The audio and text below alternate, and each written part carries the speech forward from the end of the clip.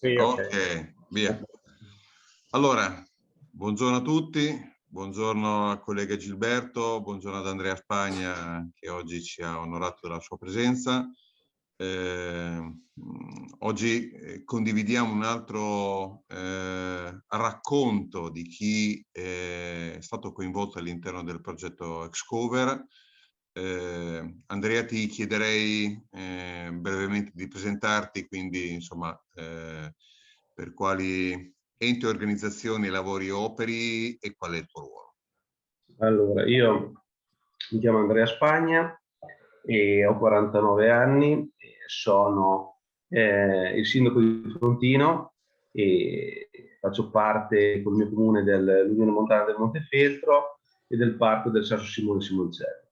All'interno dell'Unione Montana del Montefeltro sono il presidente. E oltre a quello la mia attività è quella di una attività di noleggio ed escursioni guidate in bike, nata 5 anni fa con lo scopo di dare un servizio al nostro territorio. Benissimo. Come sei venuto a contatto col progetto Excover? Il progetto Scover l'ho sviluppato tramite il parco del Sasso Simone Simoncello, che ha presentato questo, che ha presentato a tutti gli amministratori, in quel caso sia agli amministratori che a chi aveva attività sul territorio, questo progetto.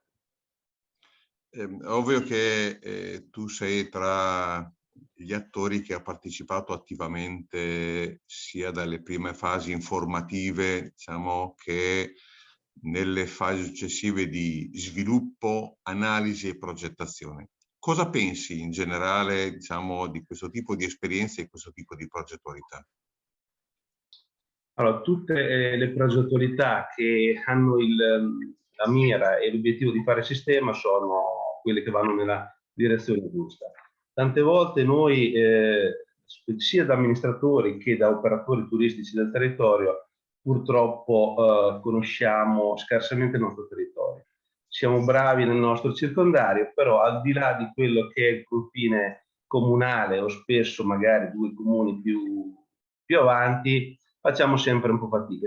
Abbiamo un po', specialmente come zona appenninica, forse c'è anche questa sorta di, diciamo, di impostazione nostra che siamo un po' chiusi, ecco. Io parlo per me, parlo per le comunità che rappresento.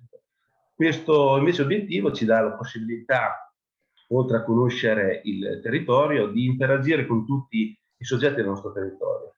Perché io dico sempre che Frontino, no, il comune che amministro è un gioiellino, ma Frontino chiaramente da solo non va da nessuna parte, ma Frontino anche come la Repubblica di San Marino, come San Leo, come tutti anche i centri maggiori del nostro territorio. Se invece riusciamo a capire che oltre il nostro confine c'è altro e quell'altro è un valore aggiunto anche per il nostro territorio, secondo me ecco, è la direzione giusta. Ecco, è chiaro che tutti voi e anche, diciamo, le persone che direttamente o indirettamente conoscono e hanno conosciuto il Parco Sasso Simone hanno notato come ci sono alcuni elementi peculiari, come sono tutti gli aspetti naturalistici e ambientali che evidentemente caratterizzano questo territorio. Tra i temi interessanti che sono emersi dall'analisi che è stata svolta, le sorprese, direi, peculiari anche, che sono emerse sono tante, diverse e uniche peraltro nel suo genere. Tra le varie, diciamo, i due temi praticamente interessanti che ci hanno colpito e che noi stiamo cercando anche di valorizzare in una logica proprio anche di turismo spendibile sul mercato, sono la rete dei musei, delle installazioni artistiche veramente notevolissime e uniche nel suo genere che è presente su tutto il territorio, fino a ieri non messe a fattor comune e non messe in rete. L'altro tema è quello dei soggiorni a lungo termine, cioè il fatto di avere, diciamo, una serie di soggetti interessati a vivere il parco e non solo a usarlo, diciamo, o comunque interagire con esso per pochissimo tempo. rispetto, diciamo, a questi due temi, diciamo, ritieni questi due temi interessanti, insomma, una tua valutazione e considerazione su questi due aspetti peculiari che sono emersi? Allora, noi viviamo in una zona appenninica, no? E l'Appennino, grosso modo, è tutto simile. Secondo me una delle emergenze maggiori che abbiamo nel nostro territorio, no? Io sono affezionato al Carpegna, no? Tutto lo frequento fin da piccolo e altre zone, però ecco, una delle peculiarità che secondo me che emergono proprio, distinguono il nostro territorio, è proprio la presenza del Sasso Simone. Il Sasso Simone, che può essere considerato sia dal punto di vista naturalistico che anche culturale, no? Con tutta la storia che ha vissuto Sasso Simone, la fortezza di Cosimo dei Medici, tutto quello che è l'abbazia benedettina, però rappresenta anche l'anello di congiunzione delle tre regioni. Proprio ai piedi del Sasso Simone si incontrano la Toscana, le Marche e l'Emilia-Romagna. Questo creano diciamo, la base di quello che è la nostra regione storica, no? Che comprende una parte di tutte queste tre regioni, che è la regione storica del Montefeltro. Questa regione storica e anche, io ho sempre considerato le regioni un po' limitanti, specialmente nella zona di confine, no? Perché magari tante volte quello si arrivava come promozione al confine e non si andava oltre, e questo secondo me negli anni passati ci ha fatto perdere tanti freni. Considerate che il Sasso Simone è in Toscana, cioè proprio la sommità del Sasso, tutta la piana del Sasso Simone è in Toscana. Però ecco, secondo me come prospettiva questa divisione potrebbe essere anche quella che ci dà un valore in più, cioè convincere un po' tutti, specialmente le tre regioni che lo compongono il Montefeltro, che questa divisione amministrativa potrebbe essere anche un'occasione per cercare di unire le forze e andare in un'unica direzione. E il turista quando arriva, ma non solo il turista, ma anche noi, no? Che viviamo il territorio, tante volte dico sempre che frequento la mia zona e non so se sono in provincia di Pesaro, di Arezzo, di Arezzo. No? Io che abito e mi interessa il giusto. Pensate chi arriva da turista, cosa gli interessa se il Sasso dov'è. Però ecco, cercare di riunire le competenze e le progettualità delle tre regioni per sviluppare questa zona che è particolare anche dal punto di vista amministrativo, perché Montefeltro non solo è diviso in tre regioni, ma è diviso anche in due stati, perché del Montefeltro fa parte anche la Repubblica Somala. Dunque, per pensare di riunire tutti questi attori per un obiettivo unico, secondo me in prospettiva ci può dare anche quel qualcosa in più. Dall'altro punto di vista, invece, noi siamo una zona con una presenza turistica legata soprattutto al weekend. Abbiamo la fortuna di avere un bacino di utenza importante, perché voi considerate che la zona nostra è la prima montagna per il bacino di utenza che va da Gavice Mare più o meno a Cesenatico. Cioè tutti quelli che soggiornano o tutti quelli che abitano in quelle zone, la prima montagna è quella. Dunque dal punto di vista logistico tante volte noi pensiamo di essere un po' sfortunati, però quanto alla fine, no? A parte la viabilità precaria, e secondo me come potenzialità ce ne sono tante, perché raccogliamo chi vive la montagna, chi vuol vivere la montagna in un certo modo, di quelle zone lì, gravita su di noi. Ora, il Covid ci ha dato una mano, paradossalmente, perché ha fatto riscoprire la montagna di prossimità a tutta questa stagione. Un pochino l'effetto, fortunatamente dal punto di vista medico, sfortunatamente dal punto di vista turistico, sta un po' scemando, nel senso che vediamo una diminuzione delle presenze di prossimità, quelle legate soprattutto al sabato. Però secondo me la parte interessante invece non deve essere quella, deve essere oltre a quella anche un turismo più stanziale, un turismo che riesce anche in più giorni a vivere il territorio.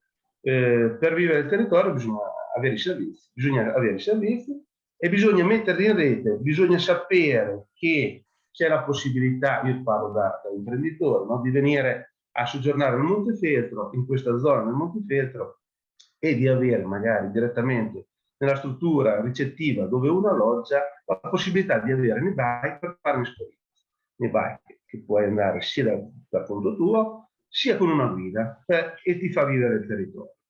Questo, unito a tante altre cose, permette all'operatore turistico di essere più accattivante. E secondo me, se noi riusciamo a far capire, innanzitutto a educarlo, l'operatore turistico, perché in tanti casi, come dicevo prima, non sappiamo neanche noi le potenzialità del nostro territorio.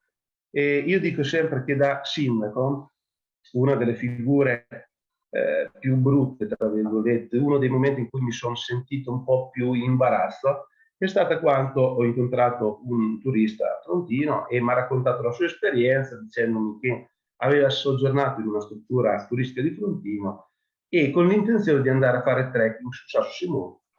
E organizzando il giro la mattina e con l'operatore turistico della struttura ricettiva, no? Gli ho detto: guarda, io vorrei, avete delle cartine per arrivare al Sasso, no? Per andare a vedere la Città del Sole. E questo ci è rimasto, no? Dice: come la Città del Sole? Ma no, guardi che lei si sbaglia.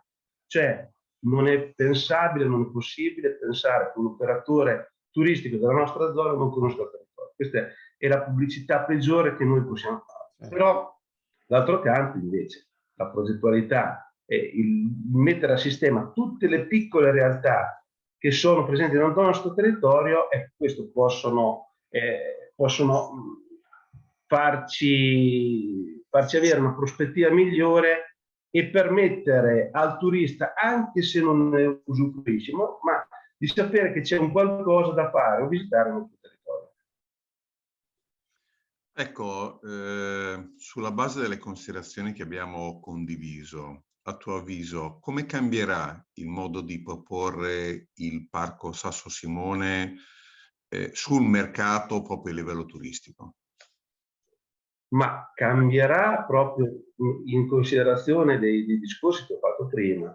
Cioè il parco si deve, poi in prospettiva, secondo me, quel valore aggiunto lo dovrebbe dare anche il coinvolgimento della Toscana. Se noi riusciamo, oltre al parco, a diciamo, fare sistema con la riserva naturale, che poi è la parte toscana della nostra zona, e fare una promozione unica di tutte le varie eccellenze che abbiamo nel nostro territorio, e il parco, cioè quest'area potrebbe avere il posto a livello turistico che merita. Non è semplice, perché dobbiamo pensare sempre che un'eccellenza che si crea nel territorio e non deve essere vista come un qualcosa che ti può togliere, ma ti dà solo.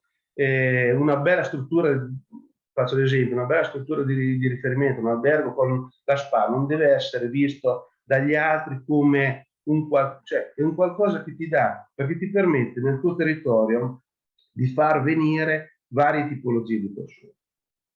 Un aspetto fondamentale, anche in prospettiva, è dato dal turismo. Noi dobbiamo cercare di prendere il turista di tutti i tipi di turista, dalla famiglia alla persona anziana al disabile.